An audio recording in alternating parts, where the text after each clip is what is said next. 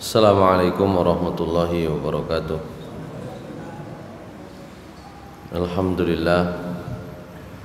Alhamdulillahilladzi arsala rasulahu bil huda wa dinil haqqi liyudhhirahu 'alad dini kullihi wa kafa billahi shahida.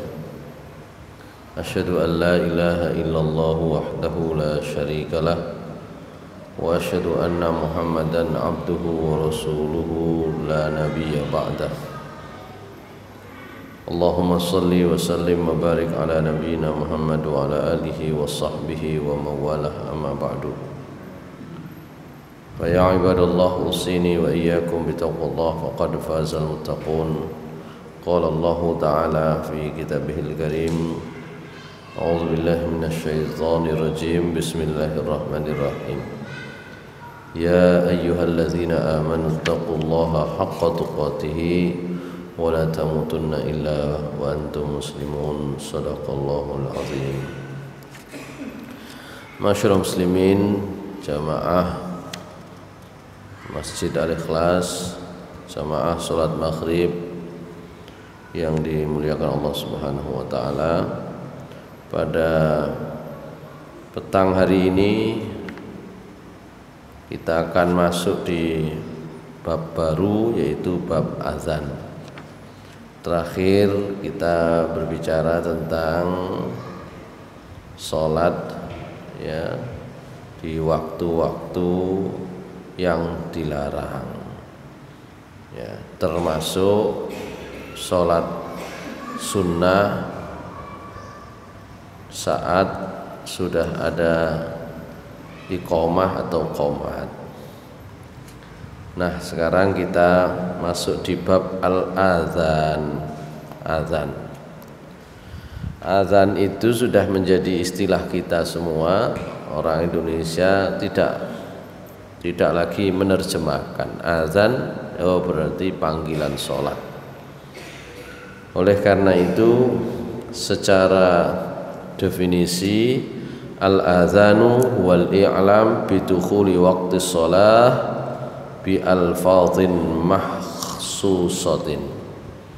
Azan itu adalah pemberitahuan masuknya waktu sholat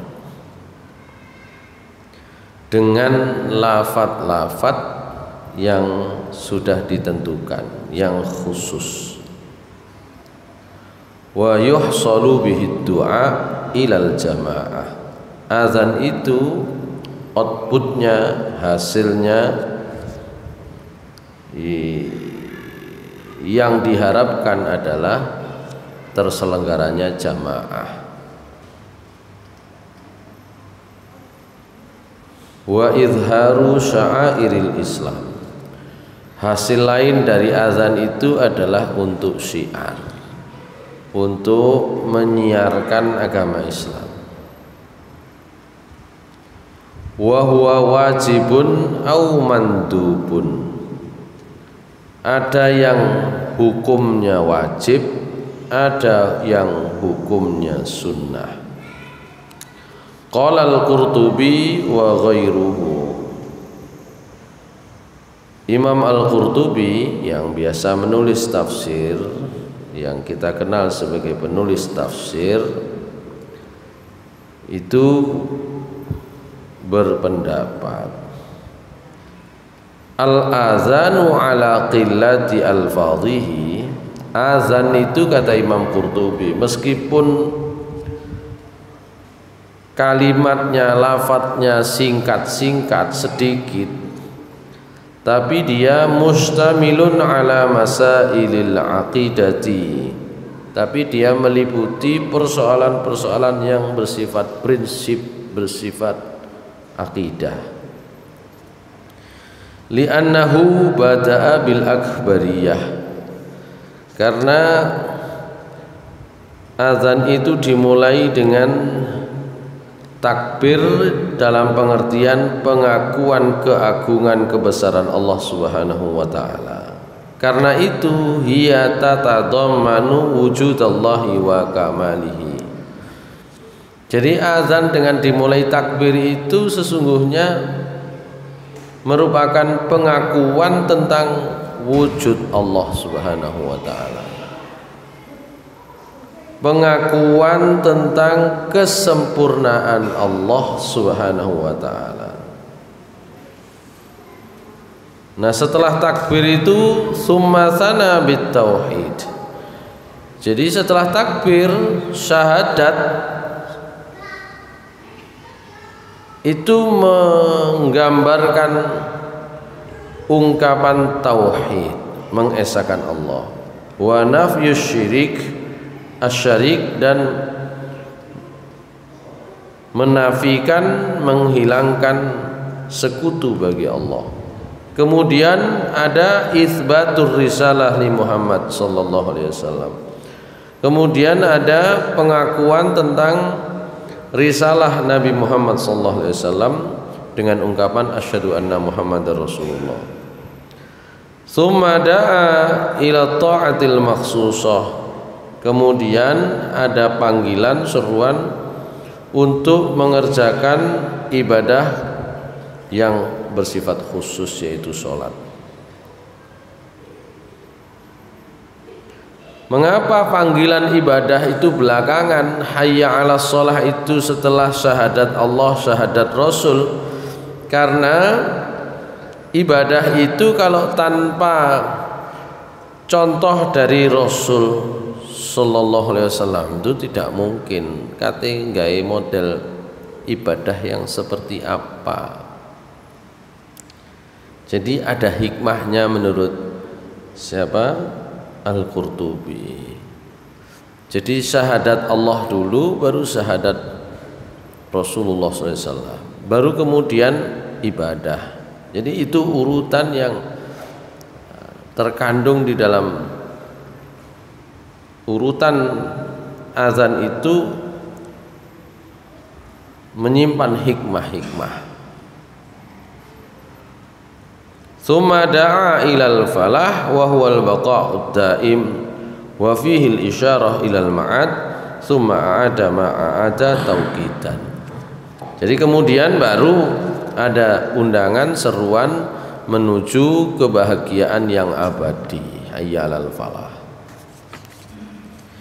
Baik, itu pembahasan ringkas apa itu azan. Jadi azan itu adalah pemberitahuan masuknya waktu sholat.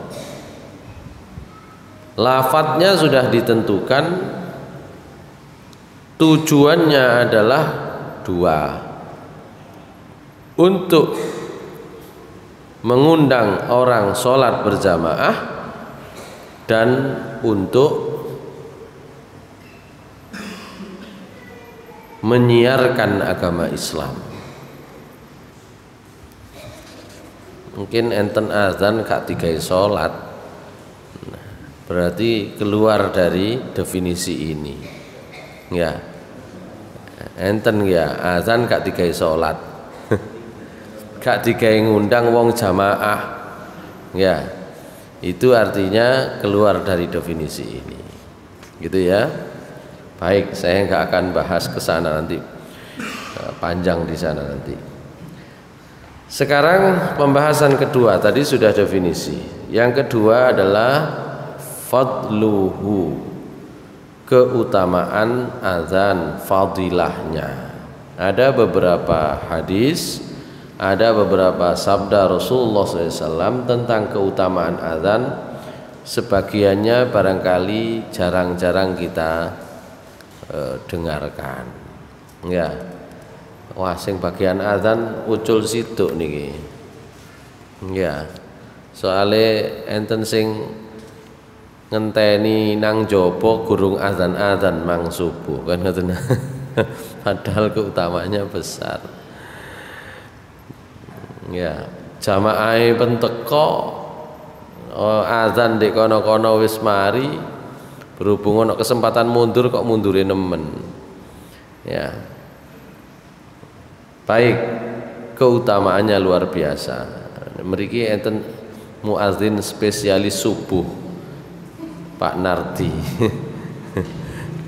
Cuma niki oleh 2 dina ta 3 dina kok rada telat Pak Nardi ya. Teng pundi? Napa? Maju napa mundur? Subuhe mundur. Nah iya tambah awan kan, subuhe kan tambah awan, mundur. Cuma mundure kenemenen. Mundure kenem. Oh, sakniki maju jadwale, mboten kan encene gak padha azane mriki ambek azan liyane kan kene rada mundur, ngoten maksud kula. Wis kadung kulino 4:30 waktu subuhne rada maju. Ya. Nggih.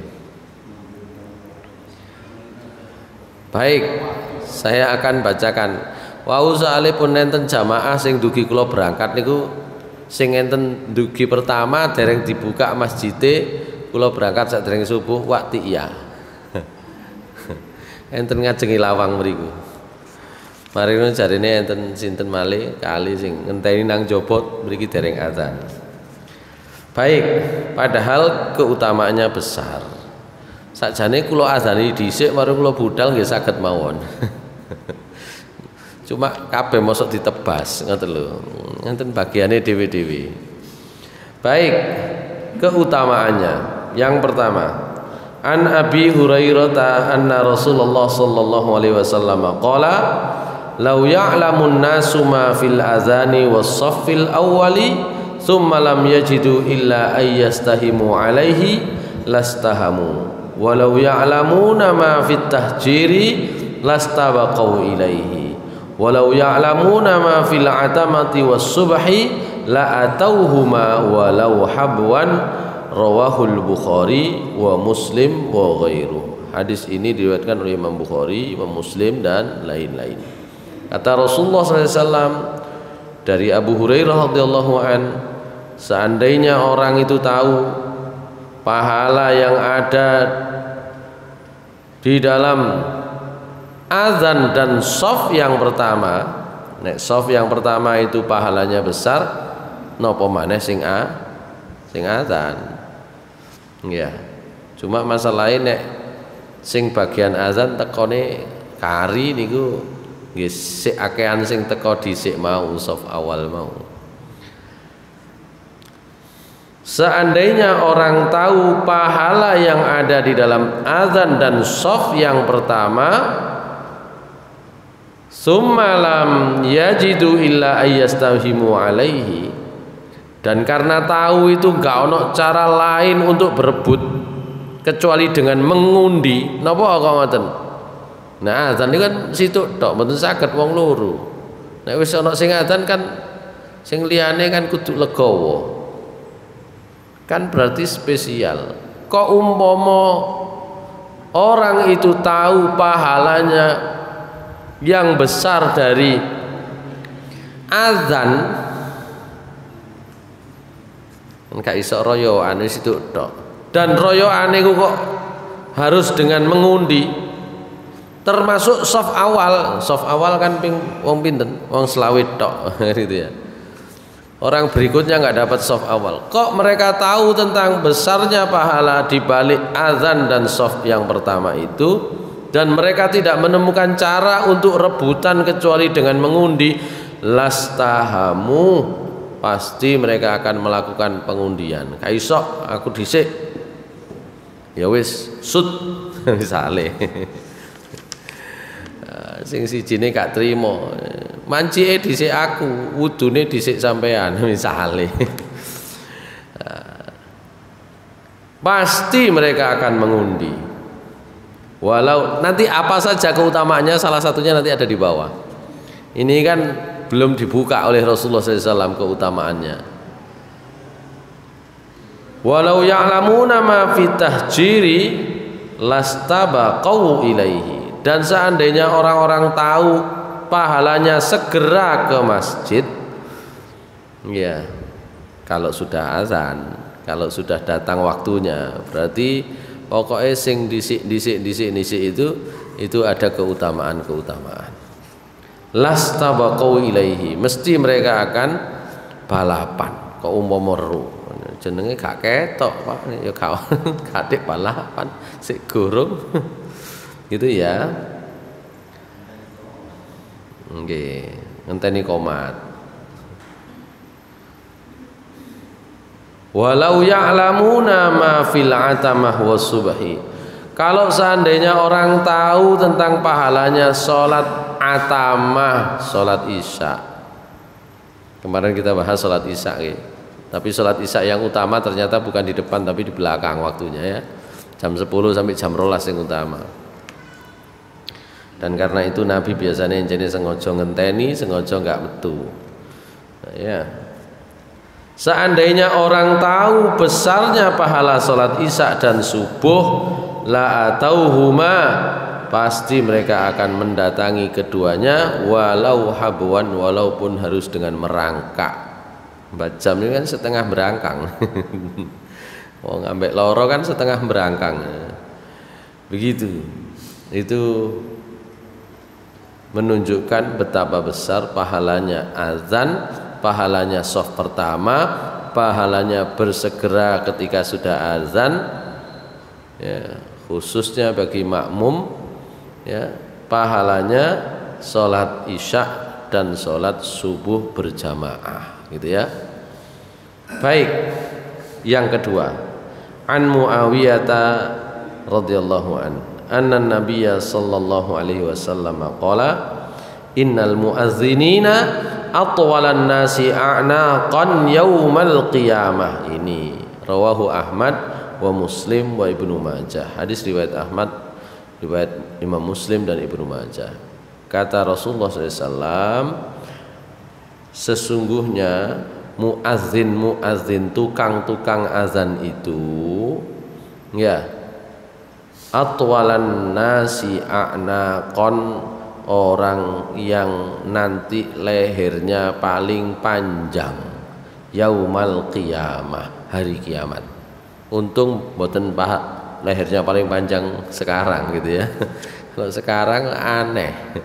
Hari kiamat mereka adalah orang yang lehernya paling panjang. Loh, nopo enak lehernya paling panjang. Kita nanti ketemu hadis yang lain bahwa nanti di hari kiamat dikumpulkan di padang mahsyar, orang didekatkan dengan matahari, ya, sebagiannya akan mendapatkan perlindungan wong pitung kelompok, ya kan. Nah, tapi sing mboten oleh perlindungan dari Allah Subhanahu wa taala, wong cideke srengenge, ya, ngetokno keringetnya menenggelamkan. Nah gunane azan dawa lehere gak kira kelem. Ngoten lho. Gitu. Itu keutamaannya. Ya. Makanya kadang-kadang perlu royoan gitu ya. Baik. Di hari kiamat orang yang biasa azan adalah orang yang lehernya panjang-panjang, lebih panjang dibanding kebanyakan orang, karena itu berfungsi menyelamatkan dari sulitnya bernapas di padang mahsyar. Begitu. Nomor kali. Keutamaan yang nomor 2. Yang nomor 3, anil Barra ibni Azibin anna Nabiyallah sallallahu alaihi wasallam qala, innallaha wa malaikatahu yusalluna 'alas saffil muqaddam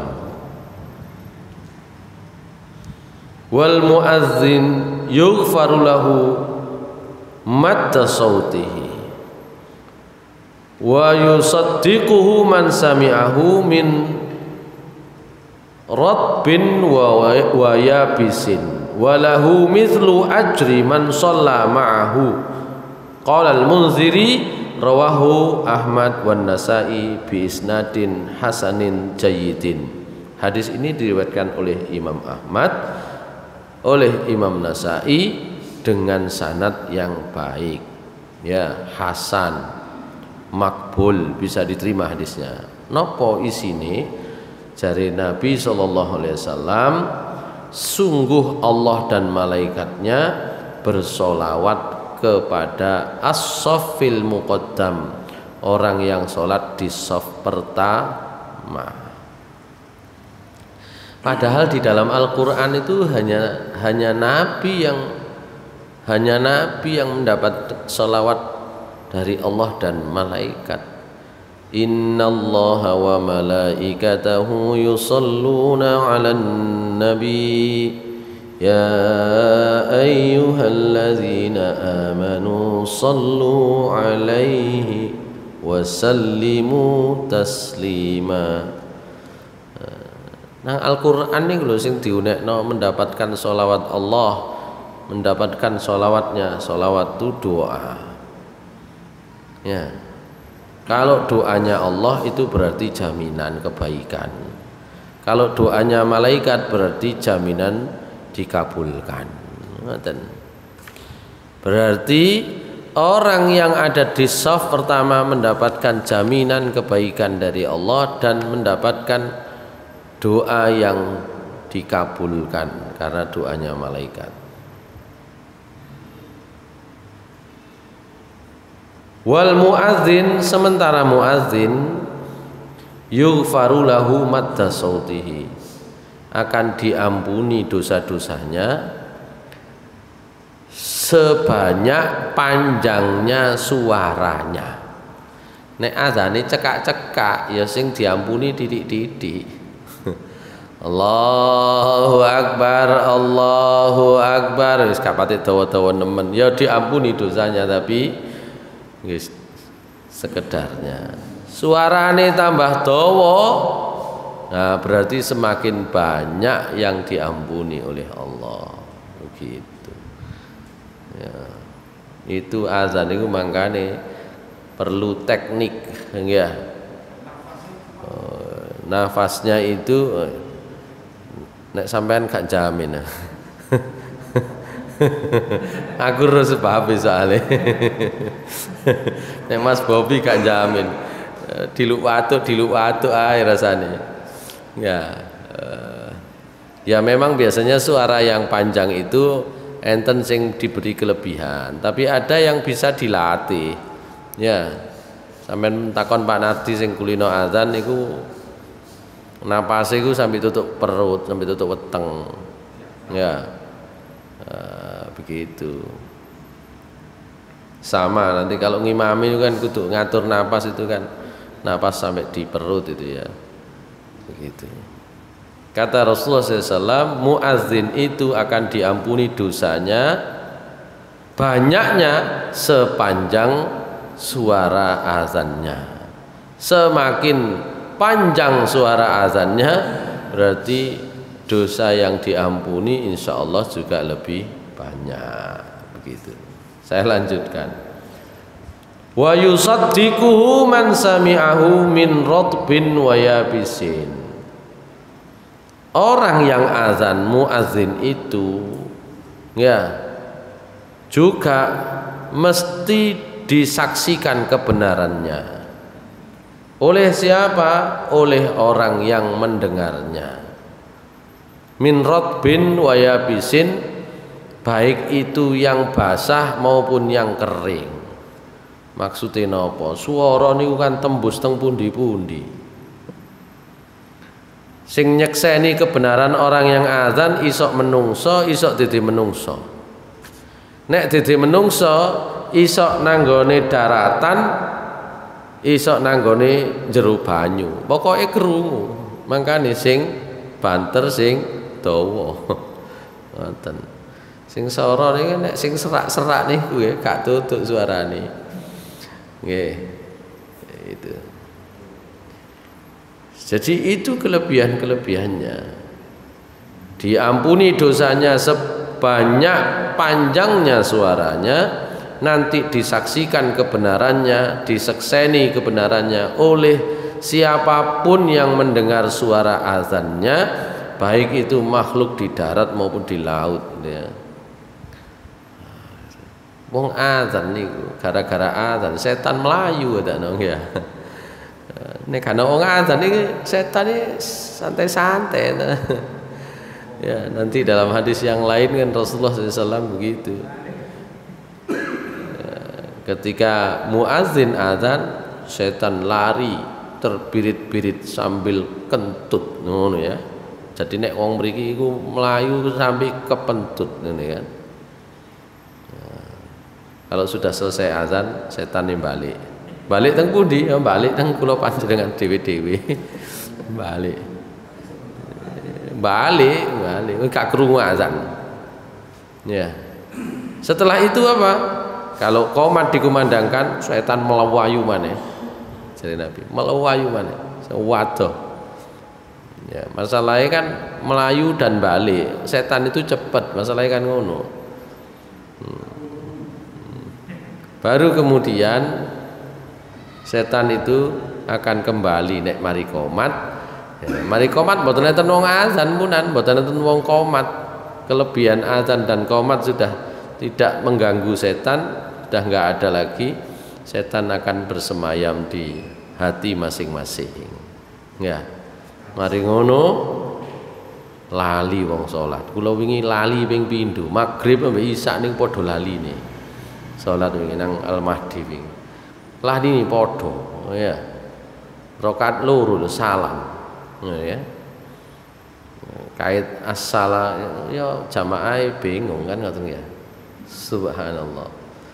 Ya itu diganggu oleh setan. Nabi pernah lupa dalam membaca sholatnya diganggu oleh setan. Nabi diganggu napa maneh sampean. Napa maneh kula panjenengan gitu ya. Nabi diganggu napa maneh kula panjenengan. Baik. Apalagi kelebihannya niku lagek kali sing nomor setunggal diampuni dosanya, banyaknya dosa yang diampuni sepanjang suara azannya. Yang kedua, disaksikan kebenarannya oleh siapapun yang mendengarnya, baik yang basah maupun yang kering. Yang ketiga, akan diberi pahala seperti orang yang sholat bersamanya. Nek gara-gara azane niku sing sholat akeh ya oleh akeh. Kan gitu nggih. Nah, itu keutamaan muadzin, orang yang azan. Hadis yang nomor 4 dari Abu Darda, beliau menceritakan, saya pernah mendengar Rasulullah sallallahu alaihi wasallam bersabda, ma min salasatin la yu'zinuna atau la yu'azzinuna wa la tuqamu fihimus shalah illa stahwaza alaihimus syaitan. Rawahu Ahmad. Hadis riwayat Ahmad. Tidak ada keadaan di mana ana wong telu nang sak kampung kok kemudian gak ono azan. Wong telu sak kampung kok gak ono azan. Maksudnya gak ono inisiatif untuk berjamaah, gitu ya. Ada 3 orang di satu kampung kok nggak ada inisiatif menyelenggarakan jamaah azan. Wala tuqamu fihi musolat, dan tidak dijalankan jamaah sholat di situ, kecuali pasti setan akan menguasai mereka.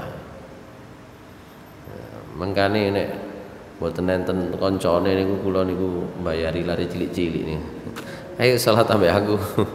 Nek kula pas ndugi perjalanan jauh atau baru pulang gak sempat gak nututi jamaah yang kula bayari. Ayo jamaah. Nah, gitu ya. Ya, itu kalau nggak begitu pasti akan diganggu oleh setan. Dan dalam lanjutan hadis ini, rupanya di sini cukup di sini, Rasulullah SAW mengatakan, ya, dan apa jenenge serigala itu mesti makan kambing yang sendirian, gitu ya. Baik. Hadis nomor 5 dari Abu Hurairah radhiyallahu an. Ini juga bicara tentang keutamaan muadzin. Rasulullah SAW bersabda, al-imamu dominun wal muadzinu mu'tamanun Allahumma arsyidil a'immah waghfir lil muadzinin. Hadis riwayat Tirmidzi dan Ahmad. Ya. Kata Rasulullah SAW,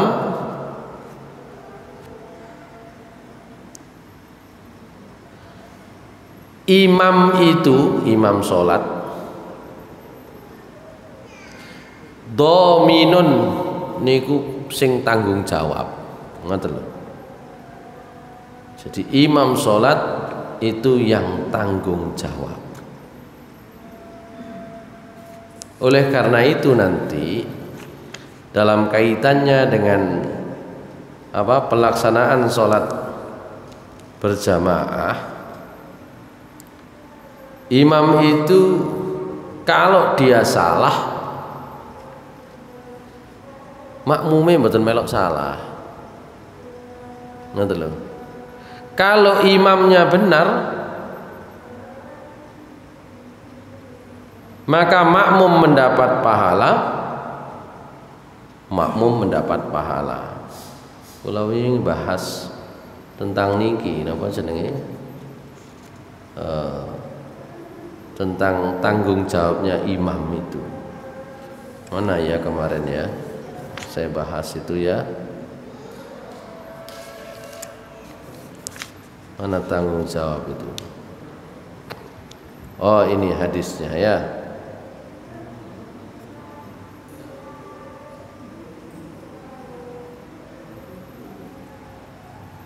Ini hadisnya. Rasulullah SAW bersabda dari Abu Hurairah radhiyallahu anhu, yusalluna bikum fa in asabu wal falakum walahum wa in akhta'u falakum wa alaihim. Imam itu sholat bersama kalian, maka kalau imam sholat itu benar, maka pahalanya untuk kalian para jamaah, para makmum, dan juga untuk imam.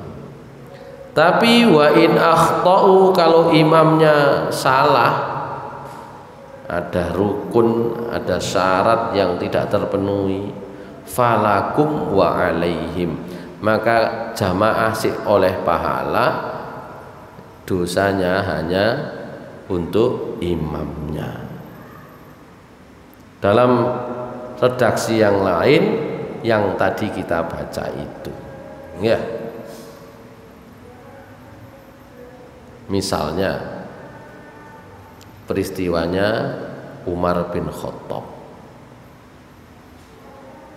Napa peristiwanya Umar bin Khattab? Umar itu pernah sholat, annahu shalla bin nasi wa huwa junubun wa lam ya'lam fa'ada wa lam yu'idu. Umar niku pernah sholat kondisine sik junub dereng mandi. Nah, sholat itu ngimami. Maka kemudian Umar ingat, jamaah pun buyar, jamaah mboten baleni, Umar tok sing baleni. Nah, begitu. Jadi tidak ada masalah begitu. Kalau ada begitu itu tidak ada masalah. Sing masalah imami. Oleh karena itu Rasulullah SAW bersabda, al-imamu dhaminun. Imam itu sing bagian menggaransi, bertanggung jawab, gitu ya.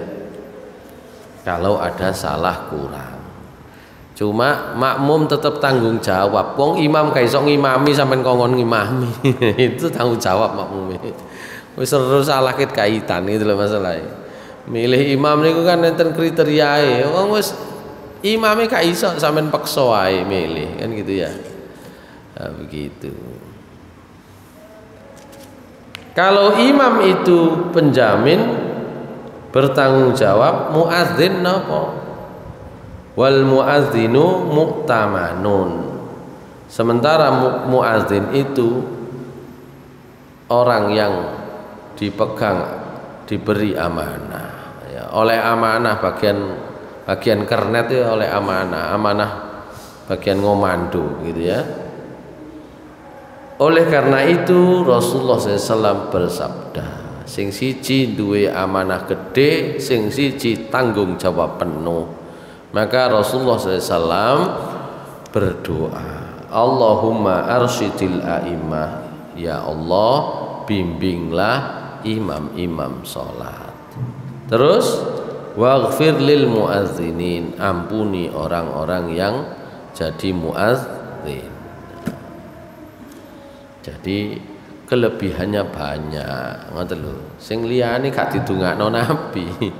Secara khusus maksudnya ya, doa terhadap kaum mukminin itu sudah dibaca, tapi secara umum ya, secara umum. Nek secara khusus niku oleh jenenge khusus, undangannya khusus.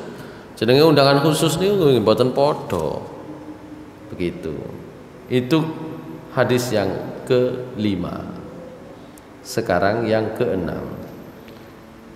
Uqbah bin Amir meriwayatkan, saya pernah mendengar Nabi SAW bersabda, yu'jibu rabbuka azza wa jalla min ra'i ghanamin fi syadhiyatin bijabalin yu'adzinu lis-shalah wa yusalli fayaqulullahu azza wa jalla unzuru li abdi hadza yu'adzin wa yuqimus shalah yakhafu minni qad ghafartu li abdi wa adkhaltuhul jannah. Kata Rasulullah SAW, Allah Subhanahu wa ta'ala, Tuhan kita semua itu kagum min ra'i ghanamin, penggembala kambing, fi syaziyatin bijabalin, di pucuk gunung, yu'adzinu lis-shalah wa yusolli, di mana penggaweane adoh neng pucuk gunung sik koper mudhun azan terus salat. Maka kalau melihat seperti itu, Allah Subhanahu wa ta'ala akan berfirman, lihatlah oleh kalian hambaku ini, dia azan, dia mengomati sholat, dia takut kepadaku, maka aku sudah mengampuni dosa hambaku ini dan aku pastikan masuk surga dia. Ini wow, duwe penggawean sik dikoberno azan. Soalnya sing liyane kan jagakno kabeh. Ya. Biasane ibu-ibu niku nek karo sing azan ya masih wis wudu gak budal-budal. Ya. Maka muadzin itu punya kelebihan-kelebihan yang banyak. Gitu ya. Itu beberapa hadis yang berbicara tentang fadilah azan dan muadzin. Kalau dikumpulkan tadi napa mawon wau. Ya. Yang pertama napa? Paling panjang lehernya. Di hari kiamat iku gunane selamat gak kelem teko keringet ketika matahari didekatkan. Yang nomor 2 apa tadi? Didoakan oleh para malaikat dan diberikan kebaikan oleh Allah. Yang ketiga, diampuni dosanya, banyaknya sebanyak panjang suaranya.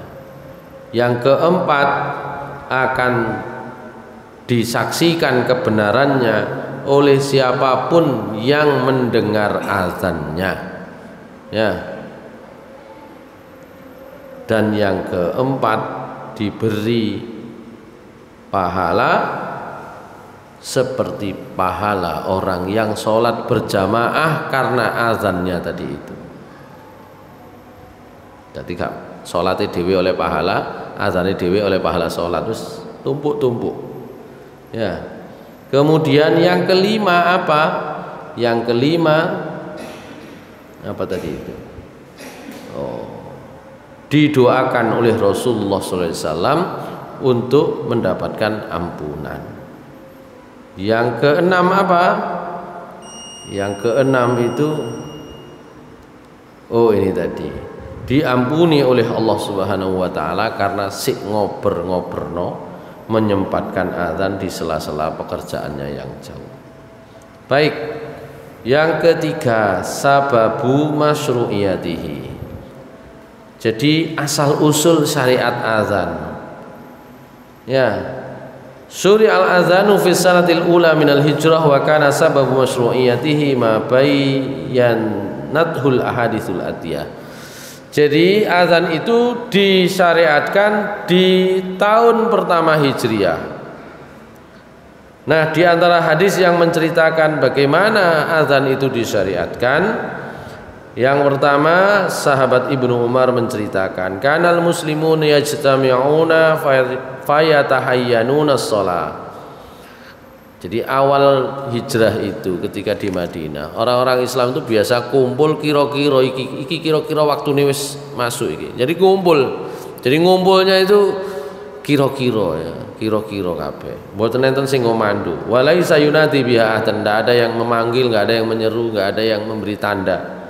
Fatakallamu yauman fi dzalika, karena itu mereka ngomong iki apa carane iki? Cek iso ana tandane awak dhewe ngumpul salat jamaah iki ya apa? Faqala ba'dhum, sebagiannya berpendapat ittakhaduna qusan, nggawe belai, nggawe lonceng, teng teng teng teng teng teng, seperti orang Nasrani. Wa qala ba'dhum, sebagiannya berkata bal qarnan mithla qarnil yahud. Sudah, enggak usah lonceng, pakai tanduk saja. Maksudnya pakai tanduk itu trompet gitu ya, ditiup gitu ya. Gaya trompet saja seperti orang Yahudi. Faqala Umar kemudian berkata, awala tab'atsuna rajulan yunadi bis shalah? Faqala Rasulullah SAW, ya Bilal qum fanadi bis shalah. Umar, ya enggak, ya muni ya celun salat ya. Itu pendapatnya Umar. Maka Rasulullah SAW kemudian memanggil Bilal supaya Bilal memanggil sholat. Dalam riwayat yang lain yang lebih rinci begini, dari Abdullah bin Zaid bin Abdi Rabbah, dia menceritakan, lama amara Rasulullah SAW bin nakus liyadriba bihin nasu fil jam'i lis shalah, wa fi riwayatin wa huwa karihun li muwafaqatihi lin nasara tafa bi wa ana naimun rajulun yahmilu naqusan fi yadihi faqultu lahu ya Abdullah atabi'un naqus, qala madza tasna'u bihi, qala faqultu nad'u bihi ila shalah, qala afala adulluka ala ma huwa khairun min dzalika, qala faqultu lahu bala, qala taqul Allahu akbar Allahu akbar Allahu akbar Allahu akbar, asyhadu an la ilaha illallah, asyhadu an la ilaha illallah, asyhadu anna Muhammadar Rasulullah, dan seterusnya seperti azan yang biasa kita praktekkan. Jadi Abdullah bin Zaid bin Abdi Rabbah itu cerita, Rasul itu sempat saja nih, ya apa nek gawe lonceng ae begitu. Tapi Rasul gak patik seneng. Loh, ketika Rasul itu kemudian masih membutuhkan waktu untuk memutuskan menggunakan apakah panggilan azan. Jadi ada waktu itu sing meriwayatkan hadis ini Abdullah bin Zaid bin Abdi Rabbah iku turu ngimpi ketemu orang yang membawa lonceng. Mas, sampean nggawa klenengan niku lonceng gaya apa? Oh, iki gawe nyeluk salat. Aku nek nggawa iki wong cek teko salat nggawe iki. Gitu loh. Maka kemudian di dalam mimpi itu Abdullah bin Zaid bin Abdul Rabbah bilang, wis aku muni, ya apa nek dipanggil dengan begini saja, dengan kalimat azan itu, gitu loh. Jadi mimpinya sahabat ini kemudian ditakrir oleh Rasulullah SAW.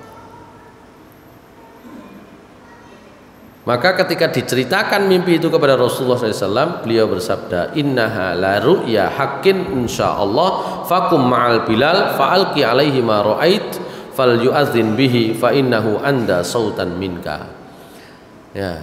Oh, iki mimpi temen. Jadi wis sampean ngejak Bilal munggah sing sampean ngimpi mang iku kalimat iku sampean gawe. Nah gitu ya. Cuma sing azan Bilal ae, soalnya Bilal iku suarane luwih nyaring, luwih dawa timbang sampean, begitu.